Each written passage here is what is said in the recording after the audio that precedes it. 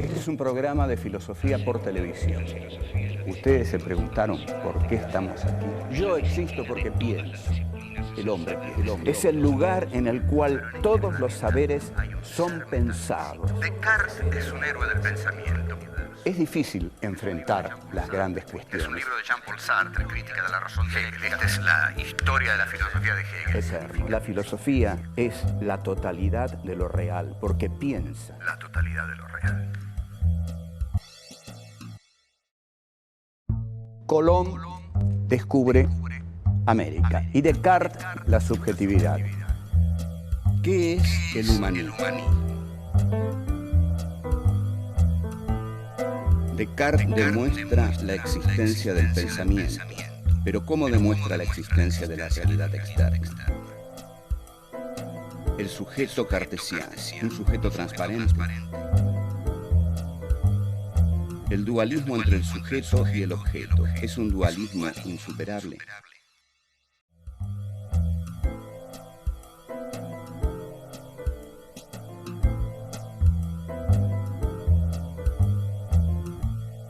Tenemos dos grandes descubrimientos.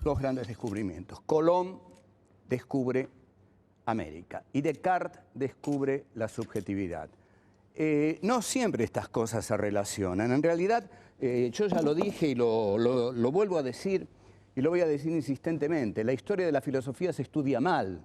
La filosofía se estudia mal. ¿Por qué? Porque la filosofía se estudia como si los filósofos fueran unos tipos distraídos que andan por ahí pensando cosas que nadie entiende. En cambio, los filósofos son seres muy terrenales, metidos en procesos históricos, grandes procesos históricos, que ellos expresan y que ellos dinamizan con su pensamiento. Entonces, la relación entre Descartes y el descubrimiento de América no es frecuente que ustedes la encuentren en los libros de filosofía, porque van a decir, ¿para qué vamos a poner el descubrimiento de América en un libro de filosofía? Si un libro de filosofía no es un libro de historia. Y un libro de historia no tiene que ser un libro de filosofía. Pero no, Descartes y Cristóbal Colón tienen mucho que ver, porque Cristóbal Colón descubre América para el capitalismo, como lo habíamos visto. No es que descubra América porque América no existía. América existía, pero no existía para los ojos mercantilistas del capitalismo. El capitalismo descubre América con Colón e incorpora a América al mundo europeo, que era el mundo por ese momento, en esos momentos. Entonces se establece así un sistema mundo. Ahora, este sistema mundo requiere a un protagonista, y el protagonista es el hombre el que sale a buscar nuevos mundos. Porque el hombre medieval no hubiera buscado nunca nuevos mundos, porque el mundo era un lugar de pasaje, un lugar de llanto, un mero lugar de pasaje en camino hacia el reino de los cielos. Pero el hombre de la modernidad sale a buscar nuevos mundos. Este es el hombre capitalista. Ahora, este hombre necesita tener una subjetividad, necesita pensarse a sí mismo, necesita saber quién es él, cuál es su relación con la realidad exterior. Y aquí aparece Descartes, quien, como lo dijimos, parte de una concepción de la filosofía como duda.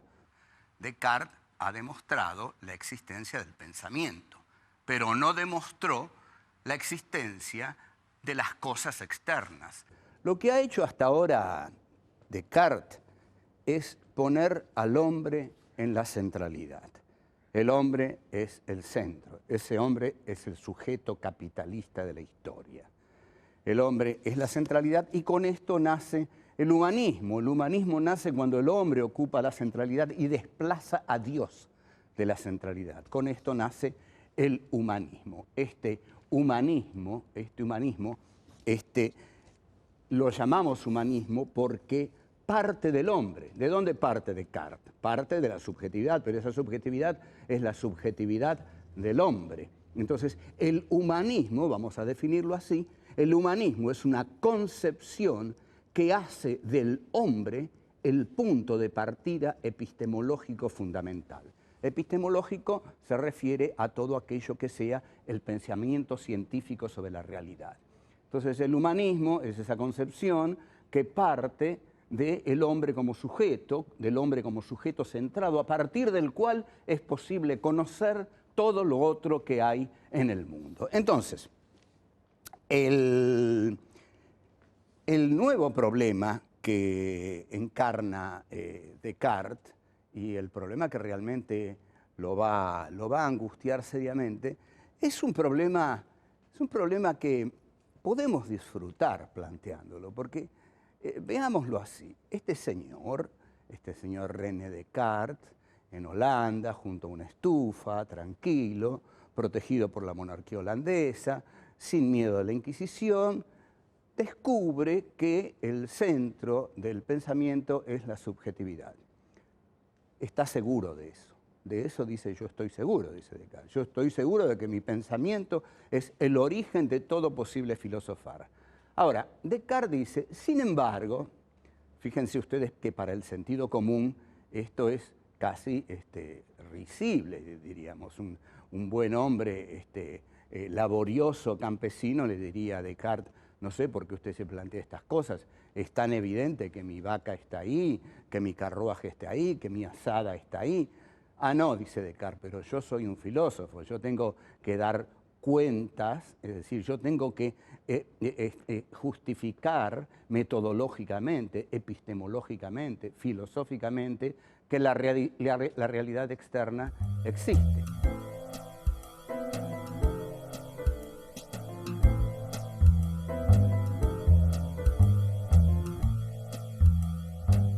Descartes dice: ya que yo veo todas esas cosas ahí afuera, esas cosas tienen que existir. Porque si yo las viera y no existieran, Dios me estaría engañando. Entonces tienen que existir porque Dios es infinitamente bueno, es infinitamente veraz, es incapaz de todo engaño, y si yo veo todo lo que está ahí afuera, es que Dios no me está engañando, sino que todo eso que está ahí afuera está. Ahora, Descartes introduce aquí una figura muy simpática, que es la del genio maligno, le malin génie, en francés, porque Descartes escribía en francés. Esta digresión, jamás digan digresión, por favor, digresión. Esta digresión es muy importante, porque Descartes escribía en francés, no escribía en latín, quería hacerse entender, quería llegar a que la gente lo entendiera, quería llegar al pueblo en última instancia. Entonces dice, introduce esta figura de le malin génie, el genio maligno. Descartes dice: podría haber un genio maligno que me engañara y todo lo que está ahí afuera no existiera. Entonces yo estaría viendo todo eso y eso no existe porque el genio maligno me está engañando. Sin embargo, dice, la veracidad de Dios tiene que ser más fuerte que el poder del genio maligno. Y yo no puedo dudar de la veracidad divina. Entonces Descartes llega a la siguiente conclusión: todo aquello que yo veo que está ahí afuera, es decir, la res extensa, la cosa externa, tiene que existir, porque si no existiera, Dios me estaría engañando. Y yo creo en la veracidad divina. Ahora bien, metodológicamente, como vemos, Descartes se ha traicionado, porque para demostrar la existencia exterior de las cosas, no se ha remitido a su fundamento primero, el pensamiento, sino que se ha remitido al viejo fundamento de la teología medieval, a Dios. Entonces, estamos de nuevo en la teología medieval. Para demostrar la existencia de la realidad externa, Descartes recurre a Dios. Recuerdo un chiste muy lindo que se contaba en mis viejos años de estudiante en la calle Viamonte. En la calle Viamonte estaba la Facultad de Filosofía y ese era un ámbito mítico donde circulaban personajes como Oscar Mazota, León Rosigner, en fin, Eliseo Verón, Sebrelli, y a veces yo. Bueno, había un chiste que salía en una revista que era el siguiente, era una broma a la filosofía idealista. En el primer cuadrito de la historietita salía un filósofo y había un florero dibujado en el aire. Y el filósofo decía: todo esto es muy sencillo, ese florero está ahí porque yo lo pienso. como yo pienso ese florero está ahí. Segundo cuadrito, el florero y el filósofo. El filósofo dice, si yo dejara de pensar que ese florero está ahí, tercer cuadrito, el florero solo, y se escucha la voz del filósofo, ese florero dejaría de existir. Cuando en realidad el chiste era que el que dejó de existir fue el filósofo. Este es un chiste típico del materialismo filosófico, es decir, el que propone la primacía de la materia por sobre la subjetividad. Nosotros éramos muy jovencitos y estábamos estudiando a Descartes en 1966. En 1966 se da el golpe cavernícola del general Juan Carlos Onganía. A Onganía le habían dicho que en las facultades residía el monstruo marxista. Entonces Onganía decidió extirparlo. Para extirparlo, bueno, hizo lo de siempre. Mandó los camiones de asalto, la policía, con los palos. Había salido un chiste de Quino por esa época que llamaba al palo de policía el palo de abollar ideologías. Entonces, la policía entra en las facultades. Era la primera vez que se violaba la autonomía universitaria. Entonces, la policía de Onganía entra en las universidades y en ciencias económicas y ciencias sociales, pega muy duramente, hay profesores que salen ensangrentados. Pero nosotros estábamos en filosofía y la cosa fue más calma, pero lo divertido fue que estábamos planteándonos cómo demostrar la veracidad de la realidad exterior. Estábamos estudiando a Descartes y nos preguntábamos, ¿cómo demostrar que la realidad externa realmente existe? En ese momento entró la policía a la facultad, hicieron una doble hilera y nos hicieron pasar por el medio y nos dieron palos de arriba abajo. Y ahí nos dimos cuenta que existía la realidad externa. La realidad externa existía, nos molía palos y era fascista.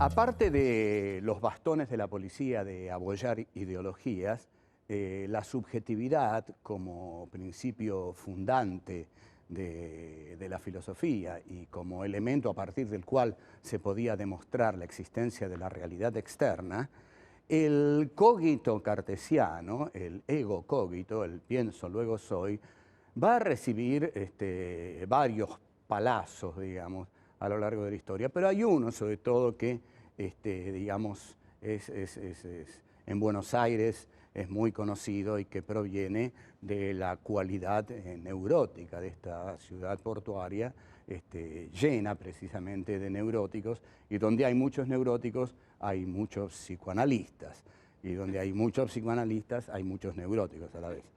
Ahora comienza a haber muchos psicofármacos, quizás todo esto reduzca los neuróticos a los psicoanalistas y aumente, bueno, no importa. Paso ahora al tema al que quería ir.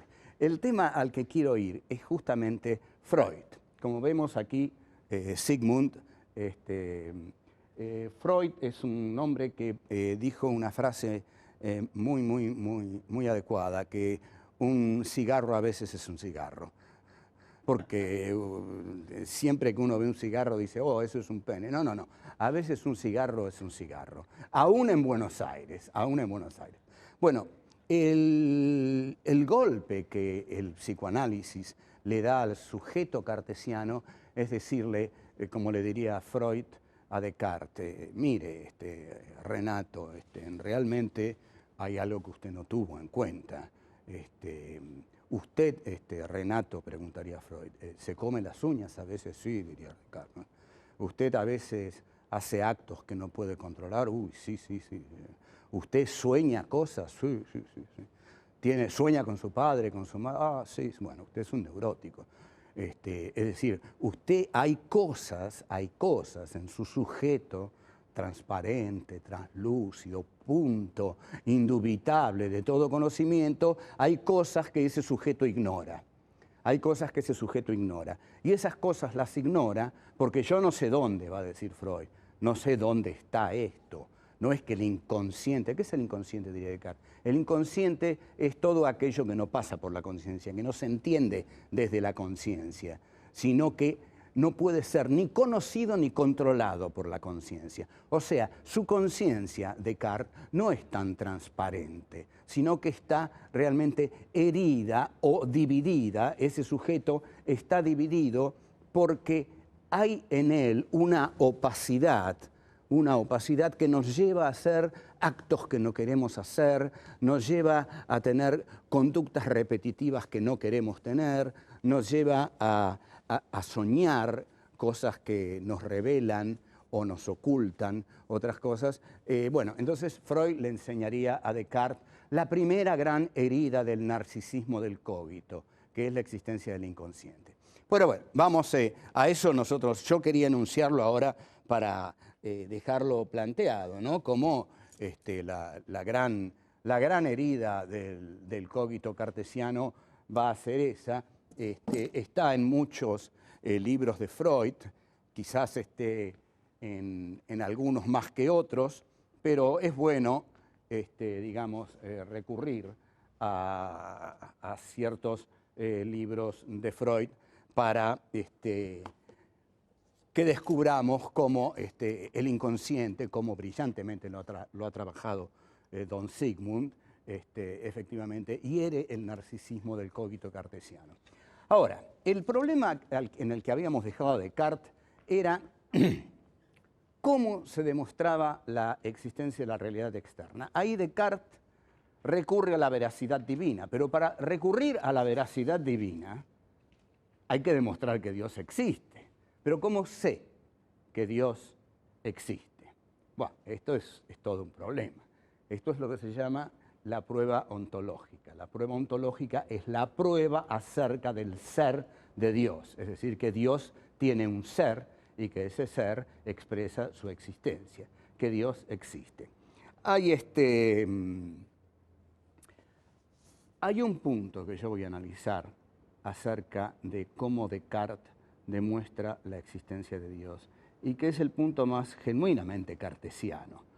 Porque Descartes va a decir: dado que la imagen de Dios está en mí, y dado que en mí la imagen de Dios es la imagen de un ser perfecto, existe en mí la idea de la perfección.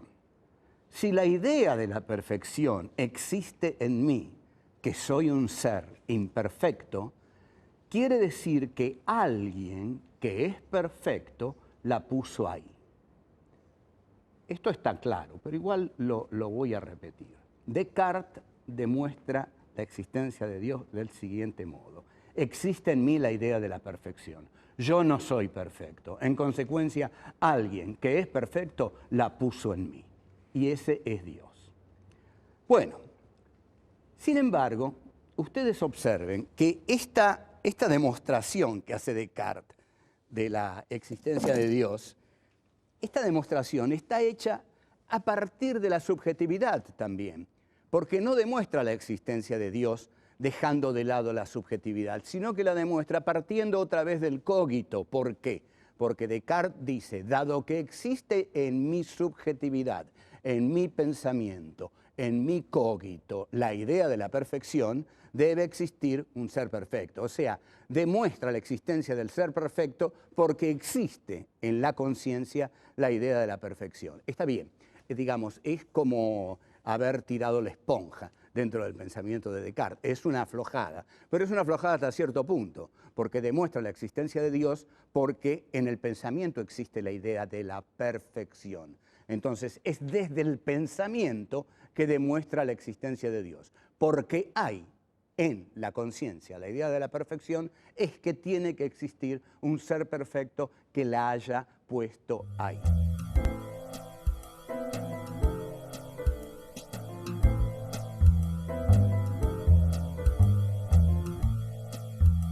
Sartre va a demostrar que no hay una conciencia por un lado y un mundo por otro, que la conciencia es intencional, que la conciencia está toda ella arrojada sobre el mundo, que no es que exista aquí la conciencia, el mundo ahí.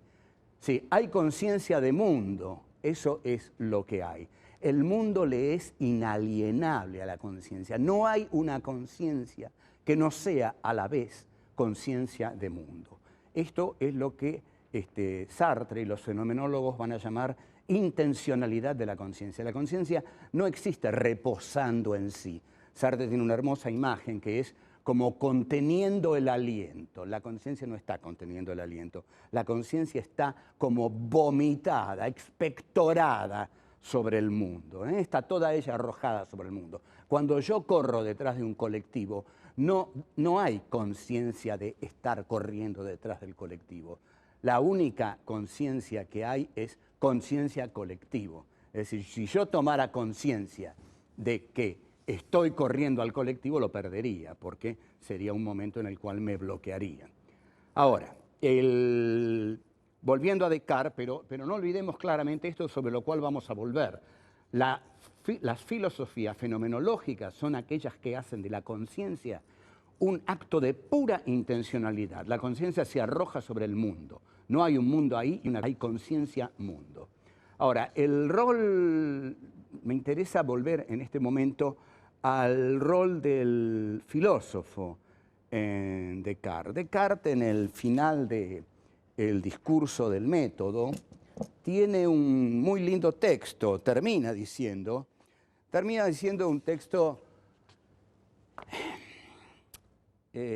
cálido, muy lindo. Dice, quienes lean esto, que recordemos lo escribe en francés, para que todos lo lean, quienes lean este texto, el discurso del método, 1637, quienes lo lean, dice, y les guste, yo no deseo para mí fortuna ni grandes empleos, solo deseo que me dejen disfrutar de mi ocio. En realidad, el rol del filósofo es que lo dejen disfrutar de su ocio, que es un ocio creativo, no es un ocio de tirarse panza arriba, digamos, a escuchar CDs, sino que es un ocio que le permite pensar. La concepción que Descartes tiene del filósofo es la de un hombre que necesita serenidad para pensar y que de esa serenidad van a salir sus obras. El filósofo no transforma el mundo con la espada, ni con las bombas, ni con la metralla. Lo transforma con el pensamiento, si pone su pensamiento al servicio de la transformación del mundo.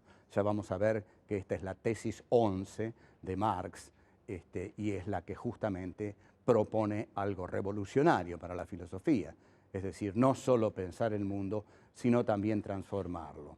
Descartes, que no se lo proponía, que solo quería que lo dejaran pensar tranquilo y que le dieran el patrimonio de su ocio, y sobre todo no pedía ningún empleo, porque todos los empleos le quitan tiempo al filósofo.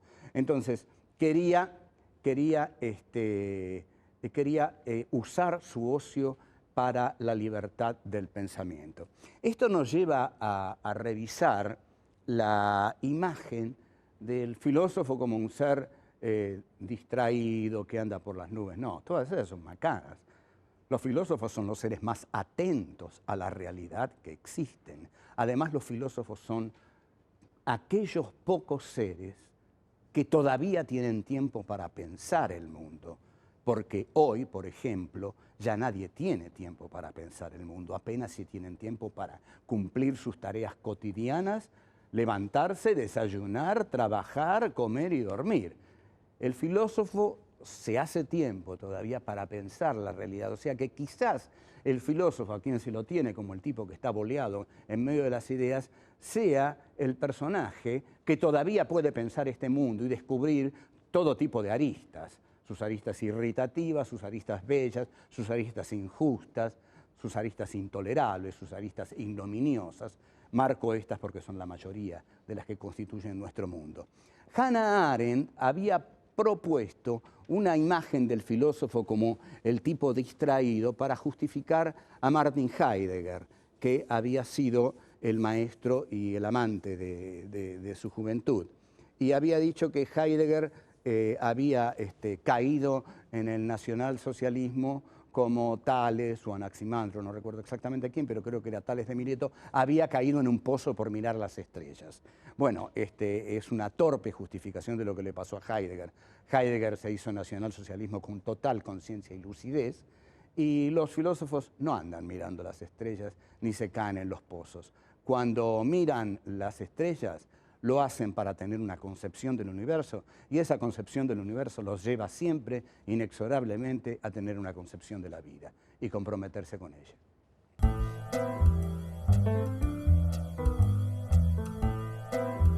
Una vez afirmado, justificado y fundamentado el sujeto, lo que hay que justificar es la existencia del objeto. La realidad externa existía, nos molía palos y era fascista. Porque hay en la conciencia, la idea de la perfección es que tiene que existir un ser perfecto que la haya puesto ahí. Los filósofos no andan mirando las estrellas ni se caen en los pozos. Cuando miran las estrellas, lo hacen para tener una concepción del universo, y esa concepción del universo los lleva siempre, inexorablemente, a tener una concepción de la vida.